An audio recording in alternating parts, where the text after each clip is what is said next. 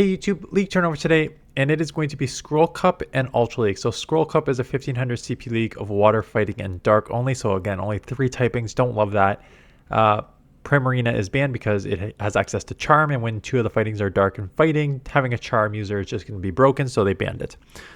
Ultra League will be this afternoon. New Pokemon that are buffed, new meta, new teams. Check that out this afternoon. Unfortunately, Niantic has decided to do Scroll Cup 2 weeks in a row. So it is on this week, and it is also on next week with Master League. So you're going to be seeing a lot of this meta. And unfortunately, Niantic did not think through the meta enough. The Primarina was smart. They took out the Charm user. But in a meta that has Fighting and Dark, other Pokemon with Fairy type moves are going to have a field day. And that is why Sableye is at number 2. Well, we'll look at the full list here, but Sableye at number 2 and Azumarill at number 9. So basically, I mentioned how Sableye is overrated in the Open Great League, in my opinion. Not in this league. When you have the super fast Claw and a buffed Dazzling Gleam, so resisting fighting because you're half Ghost, hitting super effective with Dazzling Gleam on 2 typings, the Shadow Claw Foul Play spam for just the waters, or even the honestly Shadow Claw Dazzling Gleam spam, you are in a really good spot. So that's why it's up there. Azumarill obviously has access to Play Rough, so again, resisting fighting, resisting dark type moves, resisting the couple dragons that get in as well as fighting in dark. So, and then having Ice Beam, just Ice Beam and Play Rough. So Ice Beam for your coverage on the grass Pokemon like Chestnut, and then Play Rough for the super effective everywhere else. However, it is slightly lower on the list because the number 1 ranked Pokemon is Toxapex, and Toxapex is an absolute wall to Azumarill because every single move you throw is resisted. So Toxapex obviously is going to have a huge advantage in this meta. It is bulky, it resists the fighting type moves, it's going to do well against darks and fighting, do well against most waters, although as you're going to see on this list, there's a few waters that are actually going to have its number here. So I think there's Toxapex. You should get to see a healthy dose of Toxapex, but there's also going to see a lot of counters to Toxapex, and there's a lot of them on here. So actually, before we go to like Morpeko and the other darks on here, let's go to those waters because here are some of the answers to Toxapex. Gastrodon as a ground, Lantern as an electric, Quagsire as a ground, Jellicent as a ghost resisting the poison, and Whiscash as a ground as well. So a bunch of other water answers for Toxapex. And a lot of these other Pokemon are just good in neutral situations, right? So Gastrodon, again, you're only 1 weakness in grass. So unless grass gets in as a secondary typing, which there are a couple, Chestnut on the front here is one of them, you only have 1 weakness. So you're just even against everything else. So when you have the ability just to be even against pretty much everything in the meta, except for like a couple grass Pokemon that sneak in, you're good. So that's why that's on the list. That's why Whiscash is on the list. That's why Quagsire is on the list. To a certain extent, that's why Lantern's on the list. It is also weak to ground, so like you have your Gastrodon weakness as well as the grass weakness. But also you are a water Pokemon that is electric, so you take out all the water Pokemon, some of these dark, and then you're just like good enough to take out a lot of these neutral situations too, right? So Lantern was OP back in the day before they nerfed Spark. So now it's 14 to the Surf and 16 to the Thunderbolt. That's kind of slow, but you know, it's still an overall okay position there. And then Jellicent. Jellicent is a ghost. So it's slightly lower on the list because I think the ghost actually hurts it when dark is one of your typings on this list, right? So you're weak to dark. So Guzzlord, Sableye, Mandibuzz, Morpeko are all going to cause you problems. Then there's Lantern. And then there's a bunch of just neutral matchups and stuff like that. But you do well Toxapex. So that's a nice pickup there. So those are your waters. The darks. Sableye I've already talked about. Morpeko, you know, change form Morpeko. Super effective electric for the waters. Psychic Fangs for the fighting. Just hits like a truck anywhere else. Super spammy. You've probably seen it in action a few times.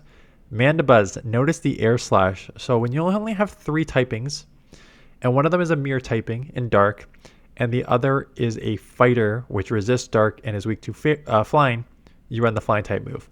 If you're going to run Air Slash, it is slower charging, so that is why it's running Foul Play, because you can go Foul Play at 15 and Airlace at 15 here. So Air Slash is the recommended moveset. Bulky, flyer, beats the ground. It can deal with almost all Pokemon. Morpeko is obviously going to kill it. That's a fighter. Guzzlord and Malamar. So 2 Pokemon that are very, very strong in the Open Great League as well. Like I said, Guzzlord is not going to have there's only really a Azumarill as the fairy here that's really going to resist your charge moves. I don't think there's any really other secondary fairy typing on this list. At least not on the main page here. So you should be able to roam free with Dragon Tail pretty easy there. And Malamar with Psywave, obviously Psywave super effective against Toxapex. You have super power for other darks. Is going to be your main go-to, and then like Foul Play for like Jelson and stuff like that. And then Skunk Tank, you know, it's an okay Pokemon. It has Trailblaze for your Gastrodons and Crunch just for neutral situations, and Poison Jab does that up, but obviously a little slower on the charge is the only, and Glassy, so that's kind of why it's down a bit. And Spiritomb is also a dark, even though it comes up as a ghost. Again, no dark moves because it does primarily run. Oh wait, Sucker Punch? No, Sucker Punch is dark. But it does have Shadow Ball and then the buffed Rock Tomb, which we'll see how useful that is. A couple fighters, Annihilate at 7 and 12. Gallade is also a fighter, and then Chestnut is also a fighter. So you have, the pure fighter with a counter user with Close Combat and Rage Fist. We know Annihilate. Chestnut's an interesting one because it has the superpower for the darks, but also Frenzy Plant for all these waters. So it's gonna be a core breaker. I expect to see a healthy dose of Chestnut. Just watch out for your Mandibuzz, and Toxapex is gonna be a little bit of a problem, but you can chip a lot with Frenzies. And then Gallade, really fast with the Psycho Cut, Leaf Blade for your coverage on like Gastrodon and waters, and then Close Combat for the darks. So nice coverage there. It is very, very, very glossy, so just be aware of that. And then Como, it gets in as a fighter too, even though it's the dragon. I think dragons are going to be kind of sneaky strong in this meta. Again, there are a couple Pokemon with Dazzling Gleam, and that would suck, especially when some of these they're both going to hit double super effective. Fighter Dragon and Dark Dragon, so both are going to take double super effective from Fairy. So try to watch out for Sableye and Azumarill with the Fairy type moves. But outside of those, I think they're just going to be super, super strong Pokemon in this meta. Okay, so what does that mean for teams? So I start with Toxapex. You always start with the #1 ranked Pokemon just to see its matchups. Oh look, it's good against, it kills Azumarill, good against a bunch of other things. Gonna get killed by your Gastrodon. So cover Gastrodon weakness. And one of the best Gastrodon weaknesses as a grass, weak to grass, Chestnut. Chestnut, like I said, should be a core breaker for a lot of things.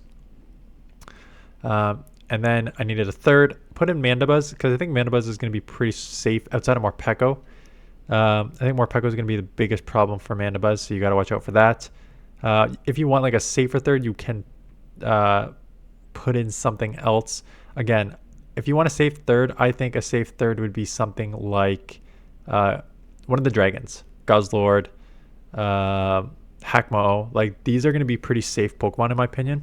I think the safest Pokemon for like if you want to like if we're talking about safe swaps here, I think your safest Pokemon are Sableye, Guzzlord, Hakmo, and no, there's not a lot of other. There's Lapras on this list, but like you're weak to fighting, and then Lapras may actually be just bulky enough to kind of deal with a lot of these things. So those are better safe swaps if you don't want to use Mandibuzz. And again, you're dead weak to Fairy. There's only really a couple Pokemon that have the Fairy type moves that you need to really watch out for. So it's fine. Like going double weak to Fairy in this meta is not going to hurt you too much. But Gastrodon. So Gastrodon is, again, outside of the grass, Gastrodon is going to cause a lot of problems for Pokemon here, just because you only have one weakness and it's only going to show up a couple times. So if you don't see a bunch of the grass, you're in a pretty good spot here. So Gastrodon looking good. Obviously, Gallade with Leaf Blade is going to kill it. So Sableye is your safe swap. Look at Sableye down the board here. Just fantastic coverage, super spammy. Really, really strong here. And then Morpeko because it is fun. So obviously Gastrodon is going to be the toughest if you run Morpeko with these two. But between the Sableye spam and Gastrodon's okay stat product, you can probably save shields for Morpeko. Try and spam here on the front end and save shields for Morpeko on the back end here. And again, double weak to Fairy. We don't care about that at all in this meta. Okay, Annihilate, Skunk, and Guzzlord. So want to put in Annihilate as a fighter because it's like one of the best fighters in this meta, just to see how it plays. And again, pretty safe. You're going to beat Darks. You're going to do pretty well against fighting because you resist fighters too. And then water is just going to be depending on the water Pokemon, either neutral or slightly bad if it's a Azumarill, stuff like that. But pretty safe down the board. If you're going to be weak to Azumarill, put in a poison user. So Skunk Tank. Again, you can use Toxapex if you want. I just wanted to try something new because there's not a lot of Pokemon in this meta. And then Guzzlord. So Guzzlord does lose to Azumarill just because of the pacing. You do have Sludge Bomb. So Sludge Bomb hits super effective. However, Play Rough is double super effective on your Dragon Dark. So that is just going to kill you there. But otherwise, if you keep it away from Azumarill, you've got pretty good matchups down the board. So I do think that the Dragons are going to be pretty safe in this meta. So maybe if you want to run, like, I didn't even put up this team, but if you want to run like a Dragon, I was going to say double Azumarill answer. I guess, yeah, because Sableye you can kind of stay in with. Like, Sableye has the Dazzling Gleam too, but you can you resist a Claw, and you can chip a ton with the Dragon Tail Brutal Swing that you can probably, like, chip it and grab a shield and, like, do okay in the matchup otherwise. Speaking of Azumarill, put it in. There are two hard answers in Toxapex and Chestnut. So you need to cover both those weaknesses. So covered Toxapex with obviously Gastrodon, and I covered Chestnut with Malamar, because Malamar with the Psywave is just going to really add up on, and it just spams just as fast as Chestnut. So if you're worried about the double Chestnut weakness here, you can I'd replace Gastrodon with a second Toxapex answer that's not ground. So maybe I was gonna say an electric, but electric's gonna have a tough time with Chestnut as well. This is why I think Chestnut's gonna be actually like a really cool core breaker. Maybe you want to just go more something neutral, like all the other neutral Pokemon that I mentioned, Sableye, Mandibuzz, even to a certain extent, the Dragons. Those will probably play better if you're worried about the Toxapex weakness, but don't want to cover it with something that's also weak to Chestnut. So those will probably be better ideas for safety there. And I think this is the last team because unfortunately there's just not a lot of Pokemon. Lantern making its return. Answer to Toxapex. Obviously going to lose to Grass. This is... you can tell the nerf on this Pokemon because if this was 3 seasons ago maybe now, you'd pretty much just have Chestnut and Gastrodon as your main losses, and then down the board you would be Morpeko too, but you would be otherwise pretty dominant down the board. But unfortunately with that nerf that it's received, I think it received double nerf with the Spark and the Surf, unfortunately just not playing where it needs to be. So if you're going to cover your Grass, Mandibuzz makes sense to cover your Grass, and so does a Dragon to a certain extent. So cover that, and then also weak to ground, so just kind of combo it with a Flyer and Hackmo, because again I think Dragons are going to be Azumarill, toughest answer, but outside of Azumarill, it's going to be very, very safe. So, you could run like now that I think of it, a Toxapex double Dragon line. So I would run Toxapex lead. I would safe swap Guzzlord because Guzzlord has Sludge Bomb. So draw out that Azumarill, chip it a bunch, kill it with Toxapex, and then have your Hackmo roam free in the back. So that's another way to build around. But unfortunately, as you saw, 15-ish, 20 maybe if we extend it, relevant Pokemon. I don't love these metas. I don't love these metas for 1 week, never mind 2 weeks. So I hate 3-typing metas. 3-typings or less meta should not be a thing, but they are a thing in Niantic's PvP world.